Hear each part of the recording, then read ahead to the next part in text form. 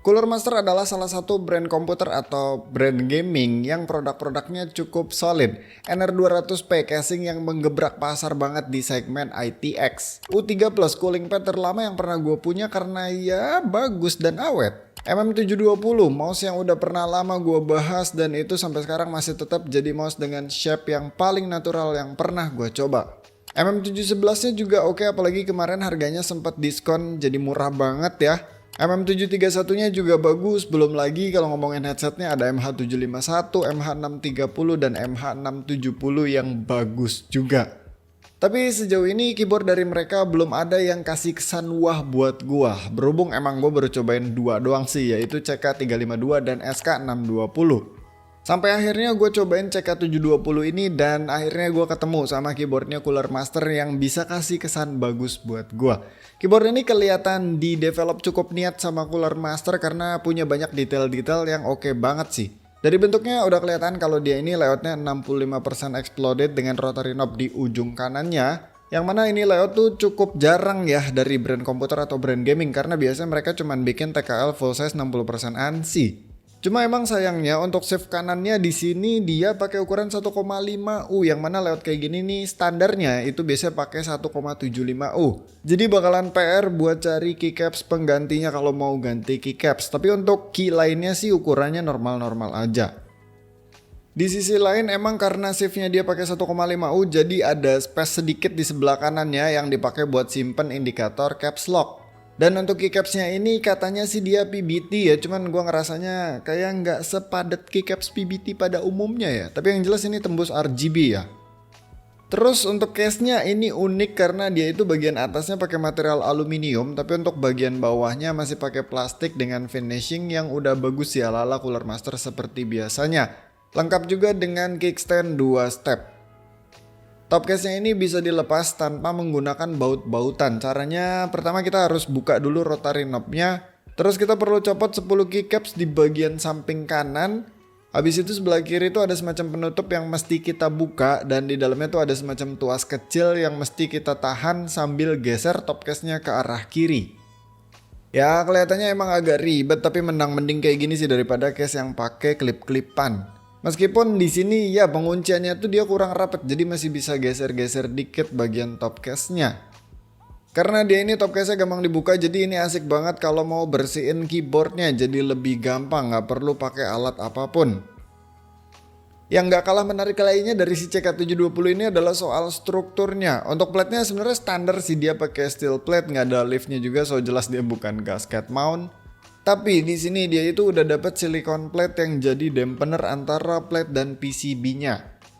Gak cuma itu, di bagian bawah PCB-nya juga dia udah dikasih silicone dampener dengan bentuk yang benar-benar mengisi sebagian besar ruang kosong di bawah PCB-nya.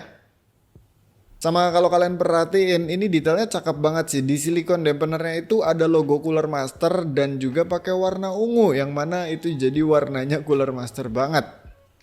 Terus untuk mountingnya awalnya gue kira dia ini tray mount standar ya, tapi setelah gue amati dia tuh punya banyak stand off di bottom case-nya, tapi stand off-nya itu nggak nempel sama PCB alias tembus sampai ke plate-nya. Jadi yang dibaut ke bottom case adalah plate-nya doang.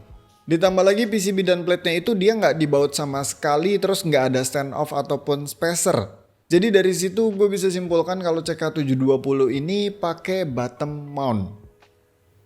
Intinya bottom mount itu mirip sama top mount, cuman sesuai namanya bedanya kalau top mount itu plate-nya dibaut ke atas ke top case-nya, sedangkan bottom mount si plate-nya itu dibautnya ke bawah ke bottom case-nya. Dengan catatan PCB-nya nggak boleh kena stand off ataupun ikutan dibaut, karena kalau ikut dibaut ya nanti jatuhnya jadi tray mount. Ngomong-ngomong soal PCB, si CK720 ini PCB-nya juga sudah hot swap universal 5 pin dengan kel hot swap socket. Konfigurasinya north facing, ada RGB per key dan dia nggak support PCB mount step ya. Makanya step bawahnya itu flat mount tapi ini dia preload dan warnanya tuh ungu. Detail banget sih ini, warna stepnya aja yang ngikutin warna Cooler Master. Untuk konektivitasnya dia cuma bisa pakai kabel aja, portnya disimpan di bagian tengah dan lubangnya ini kecil. Jadi kalau mau ganti kabel mesti cari yang kepalanya tuh kecil kayak coiled kabelnya Cooler Master ini misalkan. Sebenarnya si CK720 ini ada versi wirelessnya cuy, yaitu CK721 yang kebetulan barangnya udah ada di gua juga, jadi nanti gua bakalan bikin video terpisah aja.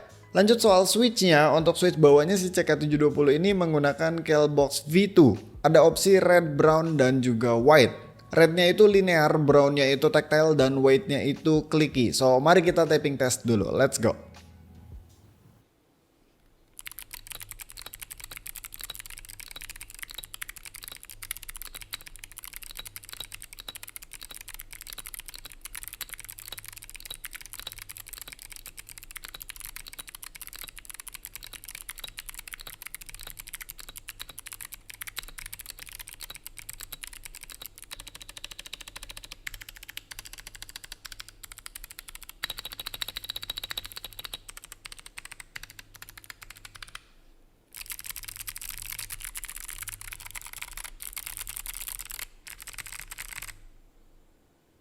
Iya, untuk typing feel-nya dia stiff, tapi gue ngerasa ada bedanya sama tray mount standar sih, karena emang beda mounting juga kan ya.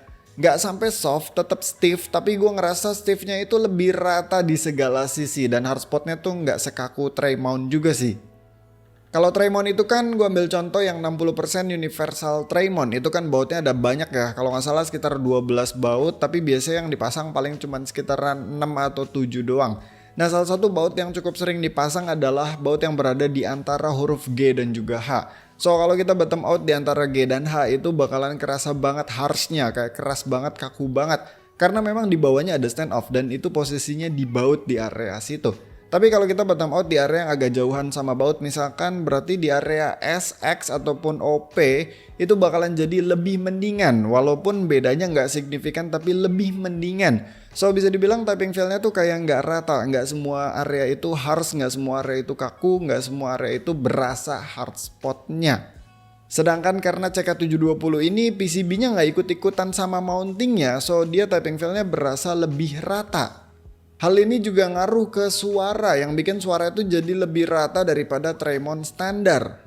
Plus karena CK720 ini punya silikon-silikonan yang cukup tebal, jadi suaranya nggak kopong kayak keyboard gaming kebanyakan. Suara noise dari case-nya itu teredam dengan cukup baik, dan juga karena dia ini pakai Keilbox ya, jadi untuk yang varian clicky-nya itu gue ngerasa suaranya enak-enak aja, nggak kayak switch clicky yang pakai click jacket. Soalnya gue lebih suka Keilbox memang karena dia pakai click bar, jadi feel dan suaranya itu menurut gue lebih enak daripada switch clicky yang menggunakan click jacket. Ya, jadi gimana menurut kalian si CK720 ini cukup menarik kan? Harganya juga menarik cuy, dia dijual dengan harga 800 ribuan aja. Seperti biasa linknya bakalan gue simpan di deskripsi di bawah. Dan ya seperti yang gue bilang di awal, kalau Cooler Master kelihatan cukup niat dalam mendevelop si CK720 ini. Jadi nggak malu-maluin lah kalau si CK720 ini disebut sebagai keyboardnya Cooler Master yang mengarah ke enthusiast. Karena emang dari segi konsep, positioning, dan juga pricing dieksekusi dengan cukup baik.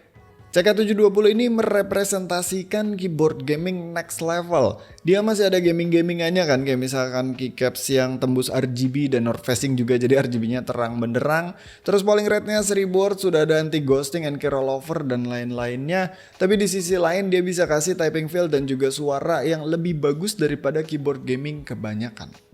So ya, segitu aja videonya tentang si Cooler Master CK720. Thank you yang udah nonton, sampai ketemu di video selanjutnya. Bye.